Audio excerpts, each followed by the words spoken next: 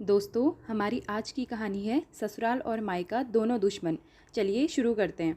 मीनू और मुकुल की शादी को 2 दिन हुए थे। मेहमान भी धीरे धीरे जाना शुरू हो गए थे। जब तक मेहमान थे तब तक तो सब ठीक ठाक चलता रहा, पर जब सारे मेहमान चले गए तब एक दिन मीनू अपने पति के साथ छत पर बैठी थी और तभी उसकी सास आ गई और कहने लगी, बहू यह तुम्हारा ससुराल है। यहाँ पति के साथ सबके सामने हमारे यहाँ कोई नहीं बैठती। मीनू को बड़ा अजीब लगा कि अपने पति के साथ ही तो बैठी हूँ। उसे लगा उसने कोई जुर्म कर दिया। अब तो रोज़ सास का टोकना शुरू हो गया। अपनी तरफ से मीनू कोई शिकायत का मौका नहीं देती थी, फिर भी उसकी सास कभी मीनू को पल्ला ठीक करने के लिए कहती, कभी मीनू 4 औरतों के बीच में आकर बैठ जाती तो उसकी सास उसे घूरने लगती और तब तक घूरती जब तक कि मीनू वहाँ से उठकर किचन में न चली जाती।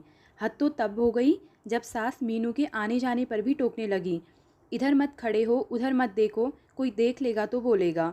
मुकुल के एक दोस्त की शादी थी और मुकुल को जाना था।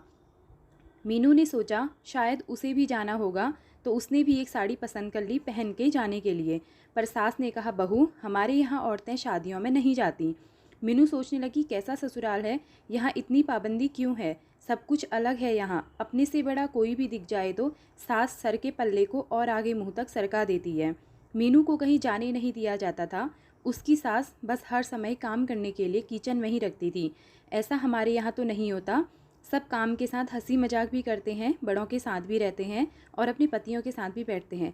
पर यहाँ मैं तो क्या, कोई छोटा भी बड़ों के सामने बैठता नहीं है।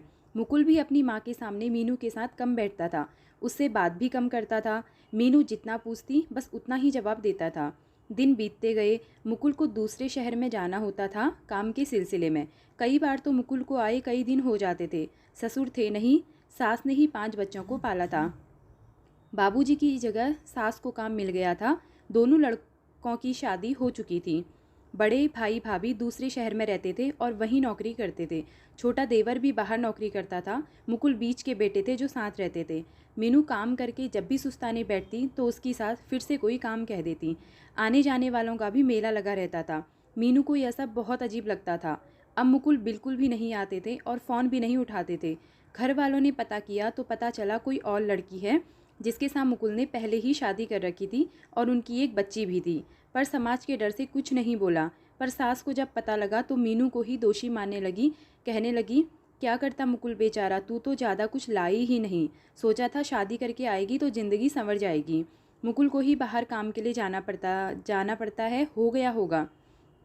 मीनू को जब पता लगा तो उसे झटका लगा, वह अंदर से टूट गई। मीनू की ज़िंदगी बर्बाद हो गई थी। उसकी माँ सदमे से पागल हो गई और पिता भी सेहत से लाचार हो गए थे। इसलिए मीनू को ससुराल में ही रहने के लिए बोला। मीनू सोच रही थी कि आज क्या मेरा मायका जाने पर भी रोक लग गई। वह मेरा घर नहीं था क्या? क्योंकि मीनू 12वीं कक्षा तक ही पढ़ी थी, इसलिए नौकरी भी नहीं कर सकती थी। मीनू के पास कोई चारा न था। वह ससुराल किसी काल कोठरी में कैद होकर रह गई। उसे कोई सहारा देने वाला नहीं था। आज शादी के 5 साल हो गए, पर मीनू की ज़िंदगी खाली पन्नों की एक बंद किताब की तरह रह गई थी। लोगों की डर की वजह से वह मायके भी नहीं जाती थी। अगर आज मीनू जैसी लड़कियां पढ़ी लिखी होती और उनके पास कोई नौकरी करने का तजुर्बा होता तो मीनू की ज़िंदगी ऐसी नहीं होती। मीनू अपने पैरों पर खड़ी होती। मीनू जैसी कितनी ही लड़कियां समाज में घिनौनी कुरीतियों का शिकार हो जाती हैं और दहेज ना मिलने पर ससुराल और मायका दोनों दुश्मन बन जाते हैं। बाद में कोई मायका अपनी ही बेटी को नहीं रखता जब तक कि बेटी अपने पैरों पर खड़ी ना हो।